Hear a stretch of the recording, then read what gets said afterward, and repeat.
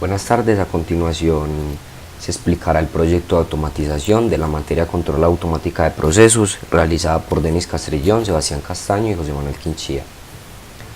El objetivo principal es explicar de manera detallada el proceso de producción de pan a nivel industrial y la automatización de dicho proceso a través de sistemas de control. El objetivo general es automatizar el proceso de producción del pan desde su materia prima hasta su empaquetamiento listo para producción y consumo, haciendo uso de sensores, temporizadores y de las respectivas máquinas para generar un proceso óptimo y de calidad. Los objetivos específicos inicialmente viene implementar los sensores que controlen adecuadamente todo el proceso, condicionar el funcionamiento de tiempos muertos que permiten crear un stop de seguridad en caso de cualquier fallo, crear las máquinas de estados finitos que permitan solucionar problemas del proceso y faciliten la implementación del proceso en el software LabVIEW, y finalmente poner en práctica todos los conocimientos de la materia control automática de procesos en pro de generar un protocolo adecuado haciendo uso de ciclos y estructuras condicionales. ¿Qué se va a automatizar? Se piensa automatizar el proceso de producción de pan a nivel industrial, es decir, la producción de pan a gran escala, la producción de una gran cantidad de producto. ¿Cómo pensamos automatizar el proceso? Inicialmente se pensó en la implementación de sensores y de qué tipo de sensores, en los cuales necesitamos sensores de presencia, de temperatura, humedad y de altura, que deben de ser acoplados a cada función o a cada subfunción que está dentro de la función en general, que es la producción del pan, y en cada subfunción viene una máquina en específico que necesita de unos sensores en específicos para cumplir la función de manera perfecta. Bueno, el protocolo de la producción del pan: inicialmente tenemos la levadura, los cereales, el agua y otros ingredientes que pueden ser sal, azúcar o ingredientes que se quieran implementar. Estas son la materia prima para generar el pan. Estos deben de ser mezclados. Posteriormente se deben de amasar y se deben de dejar en reposo durante varias horas. Luego de esto deben de ser porcionados y depositados en recipientes para de allí controlar su temperatura y humedad para hacer que la masa crezca por segunda vez. Luego de esto, de tener controlada su humedad y su temperatura, se debe hornear el pan, se separa el recipiente del pan, luego los recipientes son conducidos otra vez al proceso de producción, son lavados y son nuevamente llevados a la utilización en el proceso, y el pan termina siendo empaquetado para luego ser distribuido. A continuación se ve un esquema del proceso en 2D donde se muestra como más detalladamente el proceso, donde inicialmente se tienen las materias primas, que son la harina, la levadura, el agua y los otros ingredientes. Luego estos ingredientes son unidos, son mezclados con el batidor. Luego de tenerlos mezclados y de tener la masa, que es allí donde obtenemos la masa, deben de ser amasados para mejorar la textura de la masa y tener una masa de mejor calidad. A partir de los rodillos es amasada, luego es cortada y porcionada para ser llevada a los recipientes. Luego de ser llevada a los recipientes es llevada al control de temperatura y humedad. Luego de realizar este control ya puede ser cada pan horneado. Luego de ser horneado, allí es donde viene la separación del recipiente y del pan, para el pan ser empaquetado y el recipiente ser lavado. Se ve que cada una de las funciones cumple o está basada en una máquina en específico que realiza esa función y de unos sensores en específicos que realizan una función. La función de transporte la realiza una banda transportadora, la función de control de temperatura la realizan sensores, la función de empaquetamiento la realiza una máquina empaquetadora, la función de lavar los platos la realiza una máquina que lava los platos, y en sí en general todas las subfunciones crean la función en general. Bueno, el proceso, para realizar el proceso adecuadamente se deben de seguir una serie de pasos, que inicialmente es la realización de los diagramas de flujo del sistema, donde se especifican las funciones del sistema, las cuales son unir, mezclar, amasar, transportar y cortar, acoplar, acondicionar, calentar, separar, empacar y lavar. Se puede detallar que cada una de estas funciones tiene distintas entradas para generar una salida y que cada función depende de otra, es decir, una función tiene una salida de la cual esa salida será entrada de la siguiente función para generar el proceso continuo y la debida producción sin alterar el sistema. Deben de ser siempre con un orden en específico, como se muestra en las imágenes. Ya el diagrama de flujo general es como la caja negra en sí del sistema, que la función principal es producir y las entradas son las materias primas, presión hídrica, energía térmica, energía mecánica, y tenemos como salidas el pan empaquetado y otras salidas que vienen de las energías que entraron al sistema, deben de salir. Entonces tenemos los desechos, el calor, el ruido y diferentes factores pues que alteran el sistema por las entradas. Luego de esto, de tener y de saber cuáles son las funciones, se deben de realizar las máquinas de estados finitos. Cada función también debe tener una máquina de estado finito, y cada máquina de estado finito posee sensores y posee variables de entrada. Estas máquinas de estado finito se realizan principalmente para realizar en el software LabVIEW el proceso de una manera más fácil. Esto lo que hace es generar la lógica del proceso de una manera más controlada y llevadera para poder realizar bien el proceso. Los sensores utilizados son sensores de posición, sensores de temperatura, sensores de humedad y sensores de presencia, que son los mismos de posición. Los sensores de temperatura sirven para controlar la temperatura de la masa, para conservar los estándares de calidad. En nuestro caso implementaremos sensores de temperatura tipo J, ya que brindan altas temperaturas y son utilizados en la industria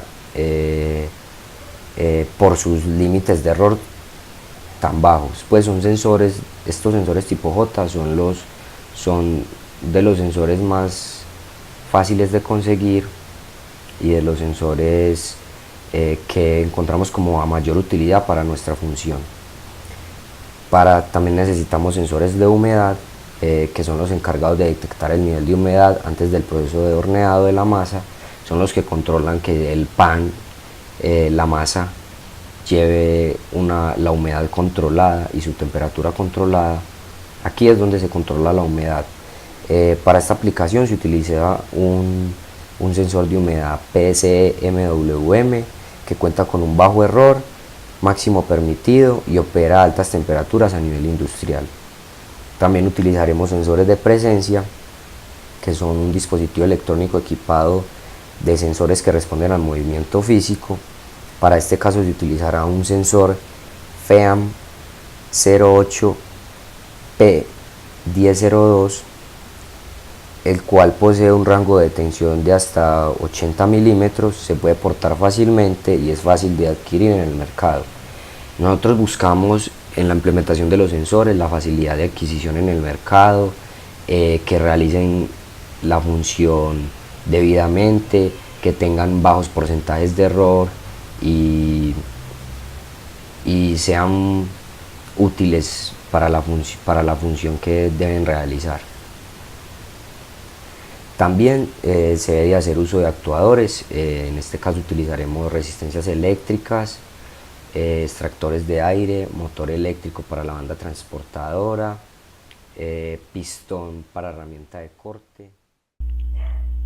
esta sería la interfaz hombre-máquina que manejaría el programa de procesos de producción de pan, en la cual nos encontramos con las distintas propiedades que se pueden alterar, los distintos medidores que tenemos, en donde la persona puede indicar qué temperatura requiere el proceso, puede mirar en qué fase se encuentra, en qué proceso está en este momento ejecutándose como tal en el proceso global. Además contamos con los tiempos globales, el de corte y el tiempo de la separadora. Tenemos el start y el stop. Entonces dándole start, él nos va mostrando el tiempo global que va transcurriendo desde eso, nos va mostrando por qué fase está transcurriendo en este momento, nos va mostrando pues también ese tiempo lo podemos ir cambiando, además de que ya como dije anteriormente podemos cambiar la temperatura, la humedad y todos los valores que se requieran. En este caso pues él nos muestra a través de un termómetro y una aguja en qué temperatura se encuentra y vamos mirando todo esto. Este sería pues el programa en LabVIEW que controlaría el proceso de producción de un pan. Bueno, procederé a hablarles del control continuo para el proceso de producción de pan. Entonces este es el esquema del proceso, en el cual nos encontramos con dos procesos de control continuo, los cuales son la mezcladora y el horno. En el horno se busca controlar la temperatura a la que sale el pan, ya que él ingresa con una temperatura a la cual no es adecuada, y se busca controlar esta. Entonces se tiene un esquema el cual está dado por esta gráfica, en la cual tenemos un flujo de entrada, un flujo de salida, cual corresponderá a la levadura que entra al horno con cierta temperatura y saldrá con otra temperatura, dado temperatura de entrada y temperatura final. La resistencia, la cual tiene una potencia calórica. Dentro del horno tenemos una temperatura, la cual será la misma temperatura de salida, eso es lo que asumimos. Tenemos una densidad, una capacidad calórica que corresponderá a la capacidad calórica de la levadura y un volumen. A nivel exterior tenemos la temperatura ambiente, sin embargo se idealizará la situación diciendo que no habrán pérdidas por la temperatura ambiente, ya que el sistema está bien sellado. Bueno, entonces haciendo el balance de energía, tenemos que el cambio de la temperatura debe ser igual al flujo de calor que sale más el flujo de calor de la resistencia térmica menos las pérdidas al ambiente, las cuales están dadas por esta ecuación. Sin embargo, como dije anteriormente, las despreciaremos. Entonces al final nos quedará esta ecuación diferencial, la cual reemplazaremos con las siguientes constantes K1 y K2 para simplificarlas. Teniendo esto, nuestro interés es controlar la temperatura, por lo tanto la salida del sistema será el delta de T, el cual está dado por la temperatura a la que sale el pan menos la temperatura a la que entra el pan. Luego de operar esto pues algebraicamente, obtenemos la siguiente ecuación transformada a Laplace, la cual nos dice que el cambio de la temperatura es igual a Q sobre las dos constantes sumadas, siendo Q la potencia de la resistencia. A nivel de diagrama de bloques tenemos lo siguiente: esta sería nuestra entrada, nuestra salida, y nuestra función de transferencia estaría dado por 1 sobre K1S más K2, donde K1 y K2 pues ya vimos que significaban anteriormente. Estudiando el sistema en lazo abierto y después de reemplazar las constantes 1 y 2 con los valores de la densidad, el volumen y la capacidad calorífica de la levadura, nos queda la siguiente función de transferencia, la cual la graficamos. Obtenemos un sistema con un comportamiento de primer orden y pues procedemos a evaluar el teorema del valor final, en el cual obtenemos un valor final de 0.93, que es el mismo valor final obtenido gráficamente. Posteriormente cerramos el lazo, ya que el sistema converge a 0. En el lazo cerrado tenemos la siguiente función de transferencia. Luego de operarla, la graficamos, obtenemos también un valor final cercano a 0.483, tanto por el teorema del valor final como gráficamente. Luego tenemos el mapa de polos y ceros, en el cual vemos que los polos y los ceros están ubicados sobre el semieje real negativo, lo que implica que el sistema es estable. Pasamos a aplicar control P y D, en el cual nuestra K va a ser igual a la K proporcional más la K integral más la K derivativa. Aplicando pues la fórmula de error estacionario, para la entrada hay un escalón, en este caso un escalón de amplitud A, obtenemos que evaluando el límite del valor final para el error estacionario, un valor final de error de 0. Por lo tanto podemos obtener que el control P y D puede ser aplicado para el sistema. Listo, procederé a explicarles, a mostrarles el comportamiento del sistema graficado a través del LabVIEW para cierto set point que uno le aplica. En este caso, después de probar durante un tiempo, se encontró que el sistema tiende a comportarse o a dar una respuesta favorable cuando se le aplica un Kp de 5, una constante integradora de 5 y una constante derivativa de 2. Listo, entonces vamos a darle play a esto, vamos a poner un set point en 20 y vamos a ver cómo se comporta el sistema. Vemos que el sistema empieza a aumentar, aunque la respuesta es lenta, él va a tender a acercarse al valor de 20, que es el valor que nosotros le otorgamos. En este caso, pues las constantes ya las mencioné anteriormente. Vemos como el sistema empieza a acercarse al valor. Si le cambiamos el set point, él recalcula y vuelve y se acerca a este valor.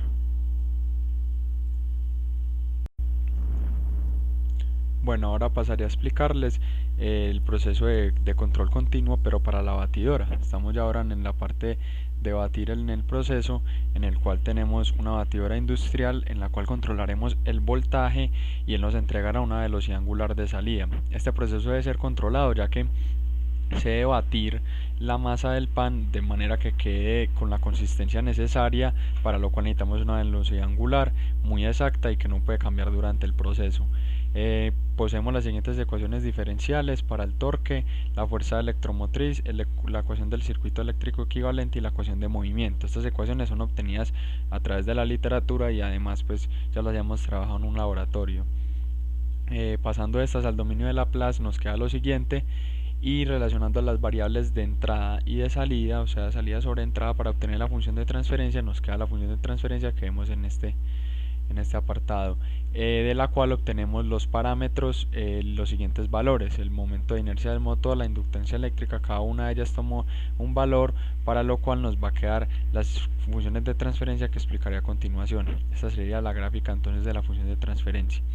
Bueno, en lazo abierto tendríamos la siguiente función de transferencia, la cual posee un retardo de 0.1 segundos. En lazo cerrado poseemos esta función de transferencia, evaluando el límite del teorema del valor final. Para el lazo cerrado obtenemos un valor final de 0.2853.